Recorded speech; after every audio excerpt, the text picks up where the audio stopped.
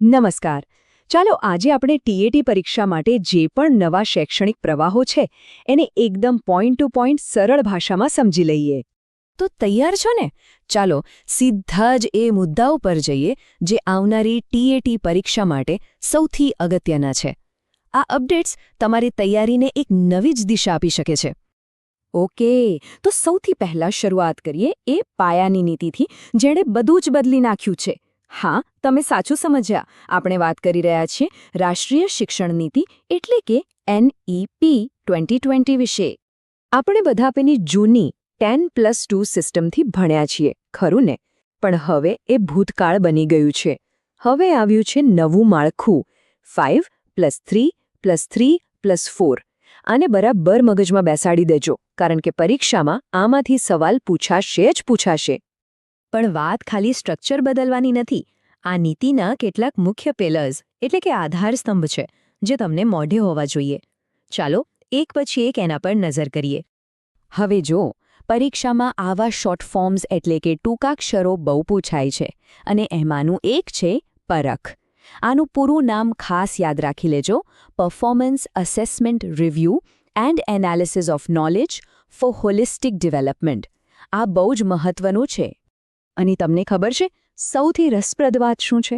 આ આખા પરિવર્તનની શરૂઆત કરવામાં આપણું ગુજરાત સૌથી આગળ રહ્યું.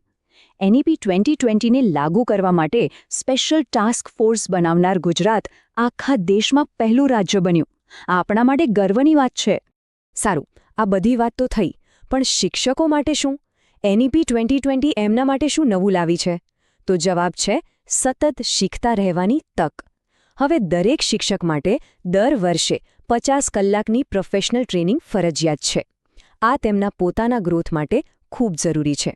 ઓકે, તો એ તો થઈ નેશનલ લેવલની વાત. પણ હવે જોઈએ કે આપણા ગુજરાતમાં શું ચાલી રહ્યું છે. ચાલો રાજ્યની કેટલીક એકદમ નવી અને મહત્વની યોજનાઓ પર નજર કરીએ. અહીંયા 3 મુખ્ય યોજનાઓ છે જે અત્યારે ખૂબ ચર્ચામાં છે. જો નમો લક્ષ્મી યોજના ખાસ કરીને દીકરીઓ માટે છે, નમો સરસ્વતી સાયન્સના સ્ટુડન્ટ્સ માટે અને મુખ્યમંત્રી જ્ઞાન સાધના યોજના. આ ત્રણેય યોજના કોના માટે છે અને એમાં શું લાભ મળે છે એ પરીક્ષા માટે બહુ જ ઇમ્પોર્ટન્ટ છે. Mission schools of excellence. આ નામ તો તમે સાંભળ્યું જ હશે. અને સાચું કહું ને તો નામ જ બધું કહી દે છે. આ કોઈ નાનો સૂનો પ્રોજેક્ટ નથી, પણ ગુજરાતની સરકારી શાળાઓને વર્લ્ડ ક્લાસ લેવલ પર લઈ જવાનો એક મોટો પ્લાન છે, જેમાં સ્માર્ટ ક્લાસરૂમથી માંડીને બેસ્ટ ઇન્ફ્રાસ્ટ્રક્ચર બધું જ આવી ગયું. તો સ્કૂલો તો અપગ્રેડ થઈ રહી છે, પણ એની સાથે સાથે ડિજિટલ દુનિયામાં પણ એક મોટી ક્રાંતિ ચાલી રહી છે. ચાલો હવે એ જોઈએ કે ટેકનોલોજીની મદદથી ગુજરાતના એજ્યુકેશનમાં શું નવું થઈ રહ્યું છે. આ 3 નામ ખાસ યાદ રાખજો. પહેલું, વિદ્યા સમીક્ષા કેન્દ્ર એટલે કે VSK, જે ગાંધીનગરમાં બેઠા બેઠા આખા રાજ્યની સ્કૂલો પર નજર રાખે છે. બીજું, જી-શાલા એપ, જે સ્ટુડન્ટ્સ માટે છે. અને ત્રીજું, DIKSA પોર્ટલ, જે શિક્ષકોની ટ્રેનિંગ માટે છે.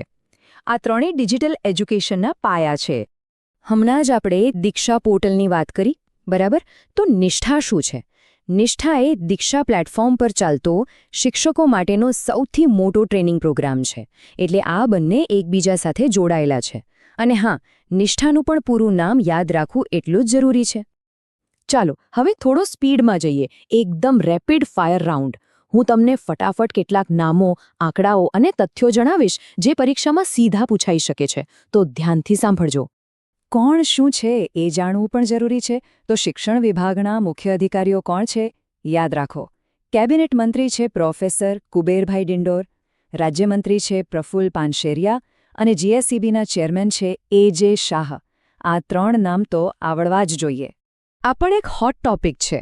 તમને પરીક્ષામાં સીધું પૂછી શકે કે માધ્યમિક શિક્ષણ અને પરીક્ષણ મેગેઝિન કોણ બહાર પાડે છે? તો જવાબ છે GSEB.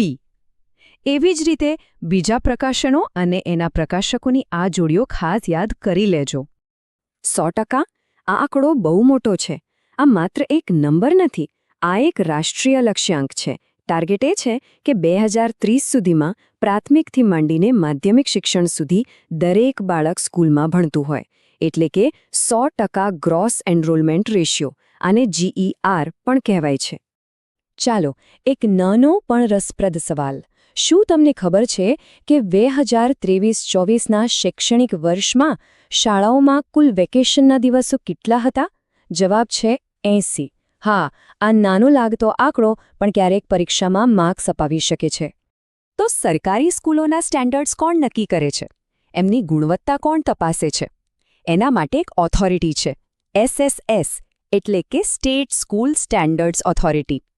એમનું કામ એ જોવાનું છે કે બધી શાળાઓ નક્કી કરેલા ધોરણો પ્રમાણે ચાલે છે કે નહીં.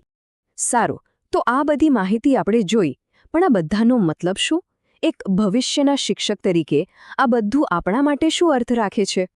આખી વાતનો સાર કાઢીએ તો 3 મુખ્ય મુદ્દાઓ સામે આવે છે.